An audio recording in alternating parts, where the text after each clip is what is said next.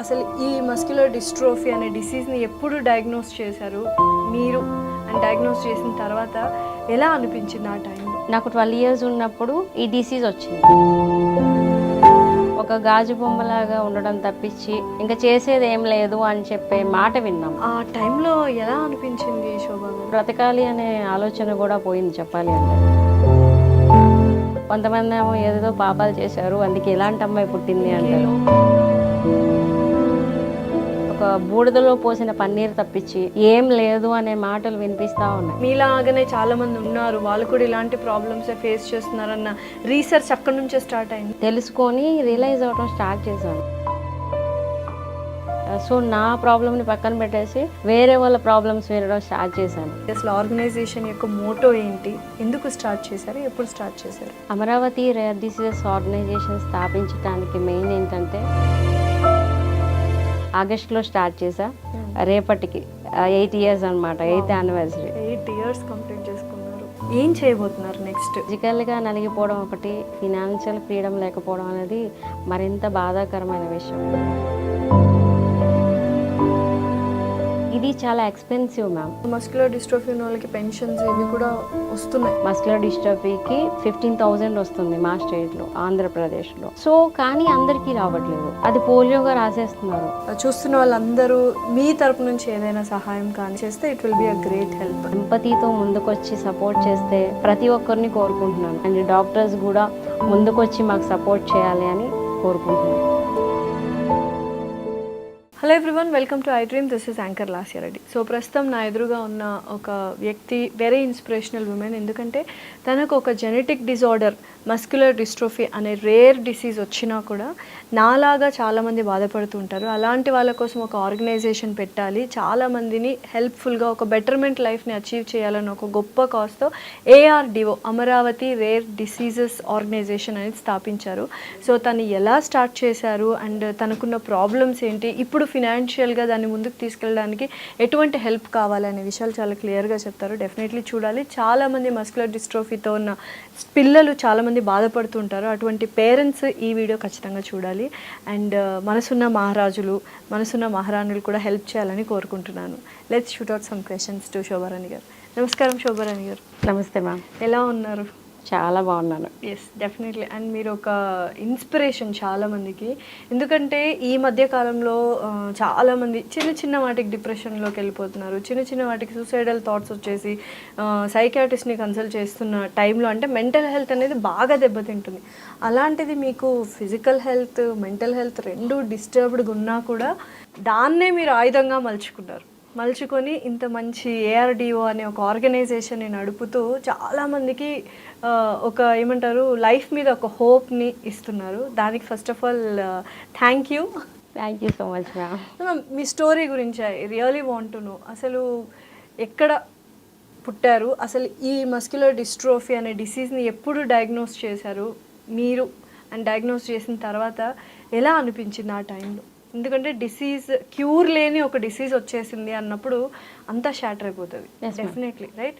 So ఆ days ఏమైనా గుర్తున్నాయా? సారీ మిమ్మల్ని మళ్ళీ వెనక్కి తీసుకెళ్తున్నాను, బట్ ఇది ప్రతి ఒక్కరు చూడాలి, తెలుసుకోవాలి అన్న ఒక ఉద్దేశంతో.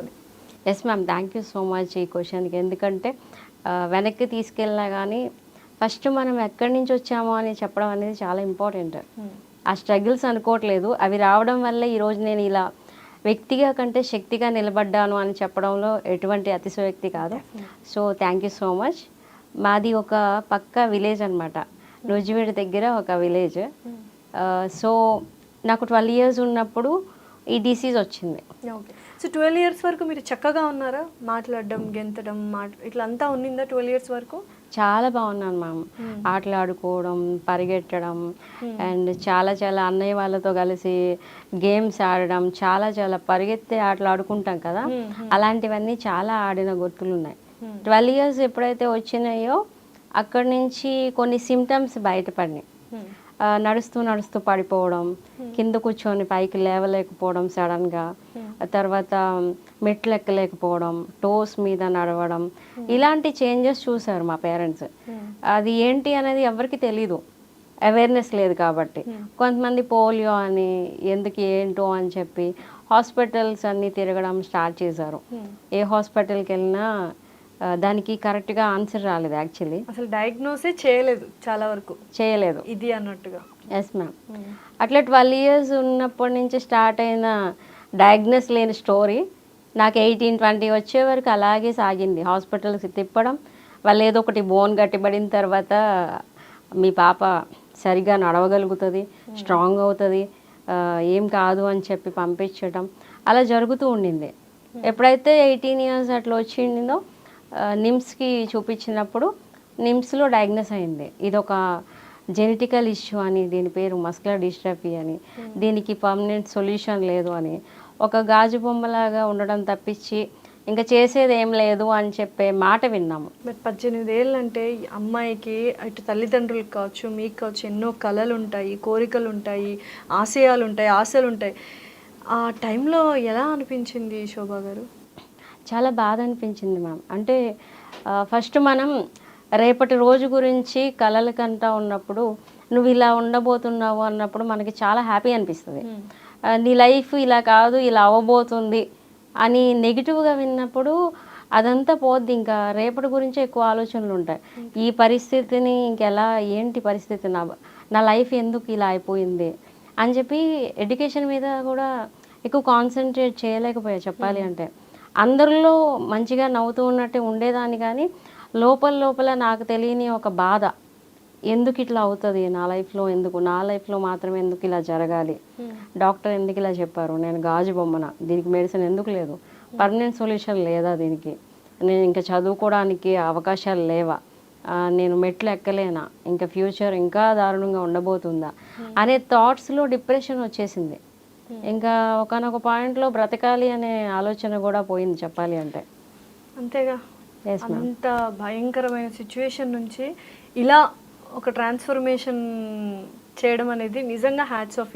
ఇవాళ ఈ ఇన్స్పిరేషనల్ స్టోరీ ప్రతి ఒక్కళ్ళు చూడాలి, డెఫినెట్లీ అప్రిషియేట్ చేయాలి, అండ్ మీరు చేస్తున్న ఈ పనికి మేము కూడా హెల్ప్ఫుల్గా, సపోర్టివ్గా ఉండాలి. సో 18 years ఏజ్లో తెలిసిన తర్వాత మళ్ళీ ట్రీట్మెంట్ అని అన్నీ తిరిగారా మొత్తం? Yes ma'am. అంటే ఇప్పుడు ఒకదాన్ని యాక్సెప్ట్ చేయలేనప్పుడు మనం ఇంకెక్కడో ఏదో ఉందనే థాట్లోనే ఉంటాం, బెటర్మెంట్ చేసుకోవడానికి. మా పేరెంట్స్ ఇంకా హాస్పిటల్స్కి తిరుగుతూ ఉన్నారు. కొంతమంది ఏమో హాస్పిటల్స్కి చూపించట్లేదు, ఈ అమ్మాయి ఎందుకే ఇట్లా అయిపోయింది అంటారు. కొంతమంది ఏమో ఏదేదో పాపాలు చేశారు అందుకే ఇలాంటి అమ్మాయి పుట్టింది అంటారు, లోకులు కాకుల్లాగా పొడుస్తూ ఉంటారు. కొంతమంది ఏమో ఈమె వల్ల వాళ్ళకి సుఖం ఉండదు అంటారు. కొంతమంది ఏమో ఈమెని పెంచడం వల్ల ఒక బూడిదలో పోసిన పన్నీరు తప్పించి ఏం లేదు అనే మాటలు వినిపిస్తూ ఉన్నాయి. ఒక పక్క దీనికి మెడిసిన్ లేదు అనేది ఒక బాధ, అండ్ స్ట్రగుల్ అవుతున్నాము, అండ్ దీన్ని ఏం చేయాలో తెలియని పరిస్థితుల్లో ఎవరైనా వచ్చి నేనున్నాను అనే భరోసా కంటే కూడా ఇలాంటి మాటలు వినడం అనేది చాలా సాడ్ అనిపించింది, చాలా బాధగా. సో ఇప్పుడు ఏ ప్రాబ్లం ఉంది మీకు? అంటే నడవలేరు, like a kind of different genres ఉంటాయి ఇందులో, డిఫరెంట్ ప్రాబ్లమ్స్ ఉంటాయి ఒక్కొక్కరికి. సో మీకు ఎగ్జాక్ట్గా ఏ కైండ్ ఆఫ్ ప్రాబ్లం ఉంది మస్కులర్ డిస్ట్రోఫీ ద్వారా? మస్కులర్ డిస్ట్రోఫీలో నాకు వచ్చేసి ఎల్జిఎండి టైప్ మ్యామ్. దీనిలో 9 types ఉంటాయి. డుషన్ మస్కులర్ డిస్ట్రోఫీ అని, BMD, LGMD, FSHD, SMA types అని ఇట్లా కొన్ని ఉంటాయి. ఎన్ని ప్రాబ్లమ్స్ ఉన్నా సిమ్టమ్స్ అయితే ఇట్లా స్టార్ట్ అవుతాయి. కొంతమందికి చిన్న ఏజ్లో స్టార్ట్ అవ్వచ్చు, కొంతమందికి పెద్ద ఏజ్లో స్టార్ట్ అవ్వచ్చు, 12 తర్వాత అవ్వచ్చు, 25 అవ్వచ్చు, మ్యారేజ్ అయ్యాక కూడా చూశాను. సో ఇవన్నీ ఏ ఏజ్ అయినా అవ్వనివ్వండి, ఇంకా మస్కులర్ డిస్ట్రఫీ వచ్చింది అంటే ఆ పెయినే వేరు. ఎంత అంటే మానసికమైన పెయిన్. ఏంటి నా లైఫ్ ఇలా అయిపోబోతుందా అనే ఒక క్వశ్చన్ దగ్గర తల్లిదండ్రులు ఆగిపోతారు, ఆ పిల్లలు ఆగిపోతారు. ఎవరితో ఎవరు ఏం చెప్పుకోలేదో తెలియక సైలెంట్ అయిపోద్ది ఆ కుటుంబం. పోనీ ఏదైనా సంపాదించడానికి బయటికి వెళ్దామంటే పిల్లలకి అన్నం పెట్టాలి, వాటర్ ఇవ్వాలి, ఎక్కడికి వెళ్ళడానికి కుదరదు.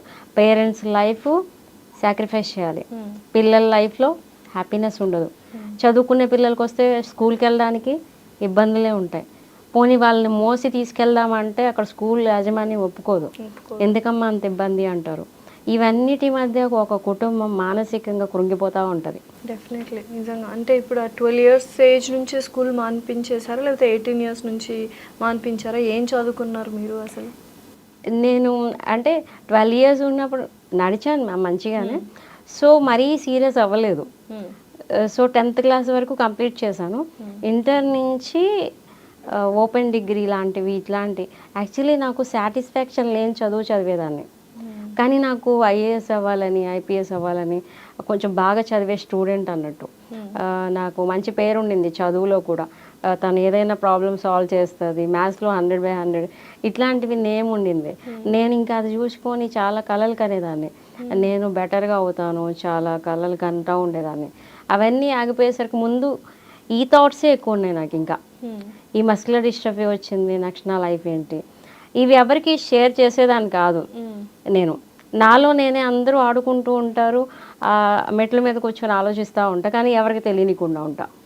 అది చాలా పెయిన్ మ్యామ్ చెప్పాలంటే. కనీసం మనం ఆ కన్నీళ్ళ రూపంలో బయటికి తెచ్చినా రిలాక్స్ అవుతాం.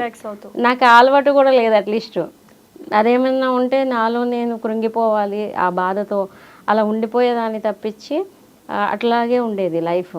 సో మీలాంటి వాళ్ళని ఆ టైంలో ఏమైనా తెలుసుకున్నారా జర్నీలో? అండ్ ఈ మస్కులర్ డిస్ట్రోఫీ గురించి నాలెడ్జ్ పెంచుకున్నారు? మీలాగానే చాలామంది ఉన్నారు, వాళ్ళు కూడా ఇలాంటి ప్రాబ్లమ్సే ఫేస్ చేస్తున్నారన్న రీసెర్చ్ అక్కడ నుంచే స్టార్ట్ అయిందా? Yes ma'am. అప్పుడు నిమ్స్లో కొంతమందిని చూశాను, తర్వాత ఫేస్బుక్లో ఎక్కువ చూశాను. దాని తర్వాత డిఎండి చాలా సీరియస్ కండిషన్ అని, ఇందులో ఆ టైప్ అనేది చాలా డేంజరస్ అనేది కొంచెం నేను తెలుసుకొని రియలైజ్ అవ్వడం స్టార్ట్ చేశాను.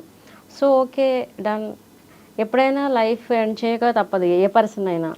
సో అది ముందవ్వచ్చు వెనకవ్వచ్చు, దీనికోసం ఇప్పటి నుంచే ఆలోచిస్తూ ఎందుకు ఉండాలి, దీనికి సొల్యూషన్ లేదా, సరే పర్మనెంట్ సొల్యూషన్ లేదు, ఇంకా ఏం చేయొచ్చు దీనికి బెటర్గా లైఫ్ని లీడ్ చేయడానికి అనే థాట్స్ పెంచుకోవడం స్టార్ట్ చేశాను. ఎందుకంటే వేరే వాళ్ళు వచ్చి ఇట్లాంటివి చెప్పడం, ఎక్స్పీరియన్సెస్ అవ్వడం, సో నా ప్రాబ్లమ్ని పక్కన పెట్టేసి వేరే వాళ్ళ ప్రాబ్లమ్స్ వినడం స్టార్ట్ చేశాను. అప్పటి నుంచి కొంచెం రియలైజేషన్ వచ్చింది, యాక్సెప్టెన్సీ. ఫస్ట్ ఇలా ఏదన్నా కుంగిపోయేది తెలిసినప్పుడు మనం ఫస్ట్ చేయాల్సిందే యాక్సెప్టెన్స్. అది ఉంది మనకొని యాక్సెప్ట్ చేయాలి. సో చేశారు అండ్ తెలుసుకున్నారు, 10 మందితో మాట్లాడారు. ఇప్పుడు ARDO అనే ఒక అద్భుతమైన సంస్థను స్థాపించేశారు, అమరావతి రేర్ డిసీజ్ ఆర్గనైజేషన్. ఇందులో ఏముంటుంది అసలు? ఆర్గనైజేషన్ యొక్క మోటో ఏంటి? ఎందుకు స్టార్ట్ చేశారు? ఎప్పుడు స్టార్ట్ చేశారు? అమరావతి రేర్ డిసీజెస్ ఆర్గనైజేషన్ స్థాపించడానికి మెయిన్ ఏంటంటే, నేను పడిన కష్టం ఇంకో కుటుంబం పడకూడదు. నేను ఏ రూట్లో అయితే వచ్చి డయాగ్నోస్ లేట్ అయ్యి, లేకపోతే క్వాలిటీ ఆఫ్ లైఫ్ పెంచుకోవడానికి యాక్సెప్ట్ చేయలేని పరిస్థితులు, సూసైడ్ థింకింగ్స్ ఉన్నాయో, ఆ థాట్స్ వేరే కుటుంబానికి రానివ్వకూడదు అంటే ఏం చేయాలి అని thought Amaravati rare diseases organization రూపంలో బయటకు వచ్చింది. ఆర్గనైజేషన్ అనేది 2019లో ఆగస్టులో స్టార్ట్ చేశా. రేపటికి 8 years అనమాట, 8th anniversary. 8 years కంప్లీట్ చేసుకున్నారు. Yes ma'am. సో చాలామంది ప్రాబ్లమ్స్ విన్నాము, దానికి సొల్యూషన్ ఇవ్వగలుగుతున్నాము. First of all muscular dystrophy వచ్చింది అని వాళ్ళకు కూడా తెలియదు చాలామందికి. అదేదో పోలియో అని, కొంతమంది పిల్లల్ని అయితే తల్లిదండ్రులు ఎందుకు అట్లా యాక్షన్ చేస్తున్నావు, అలా నడవకు, ఇలా నడవకు, ఏంటి కింద కూర్చొని లేవట్లేదు ప్యాంపరింగ్గా, సంథింగ్ ఇట్లాంటి క్వశ్చన్స్తో వాళ్ళకి తెలియక ఎన్నో ఇబ్బందులు పడుతూ ఉంటాయి కుటుంబాలు. సో దానికి ఫస్ట్ స్టెప్ అవేర్నెస్. ఆ అవేర్నెస్ ఇస్తాం ఫస్ట్. ఇది పోలియో కాదు, దీన్ని అంత డేంజరస్ ఏం కాదు అని చెప్పి వాళ్ళని యాక్సెప్ట్ చేసేలాగా చేస్తాం. వాళ్ళతో మాట్లాడి ధైర్యాన్ని ఇస్తాం. నెక్స్ట్ స్టెప్లో ఏం చేయాలి అనేది చెప్తాం. దాన్ని ఐడెంటిఫై చేయడానికి జెనెటిక్ టెస్ట్ చేయాలి, న్యూరాలజిస్ట్ని కలవాలి, వాళ్ళ దగ్గరికి వెళ్ళి ఇలా చేయించుకోండి అని చెప్తాం. లేదంటే మేమే చేయిస్తాం తక్కువ రేటుకి. మేమైతే 105 మందికి ఫ్రీగా చేయించాము. ఇప్పుడైతే కొంచెం అఫోర్డబుల్ ప్రైజెస్ ఇస్తున్నాం, ఎందుకంటే అందరూ ఫ్రీగా వచ్చి చేయాలంటే ఎవ్రీ టైం అవ్వదు కాబట్టి ఇంకెవరైనా దాతలు వస్తే దాని ద్వారా మేము చేయిస్తూ ఉన్నాం. సో ఇక్కడ డిసీజ్ ఏంటి అనేది తెలిసిద్ది ఈ జెనెటిక్ టెస్ట్ వల్ల. నెక్స్ట్ స్టెప్ ఏంటంటే, ఓకే మస్కులర్ డిస్ట్రఫీ వచ్చింది, దీనికి క్యూర్ లేదని వాళ్ళు బాధపడుతూ ఉంటారు, వాళ్ళని మెంటల్గా స్ట్రాంగ్ చేస్తాము. తర్వాత బ్రైట్ బిగినింగ్స్ ఎడ్యుకేషన్ అనే ప్రోగ్రామ్ ఒకటి ఉంది మా దానిలో. మస్కులర్ డిస్ట్రఫీతో ఉన్న పిల్లలు స్కూల్కి వెళ్ళరు, బయటికి కూడా వెళ్ళలేని పరిస్థితి ఉంటుంది, సిగ్గుపడి బయటికి పంపించలేని వాళ్ళు ఉన్నారు. ఒకవేళ పంపించినా కానీ వాళ్ళని యాక్సెప్ట్ చేయకుండా స్కూల్లో కూడా ఎందుకు అనవసరంగా బయటికి తీసుకొస్తున్నారు. వాళ్ళు కూడా నడవలేరు, కూర్చోలేరు, ఒకరి సహాయం కావాలి, అది మనకు స్కూల్లో దొరకదు. అది మెయిన్ రీజన్ ఇంట్లో ఉండిపోతారు స్కూల్ లేకుండా. సో అటువంటి వాళ్ళకి మీరు ఏం చేస్తున్నారు ARDO నుంచి? ఈ బ్రైట్ బిగినింగ్స్ ఎడ్యుకేషన్ అనే ప్రోగ్రామ్ ద్వారా డైలీ జూమ్ క్లాసెస్ కండక్ట్ చేస్తాం.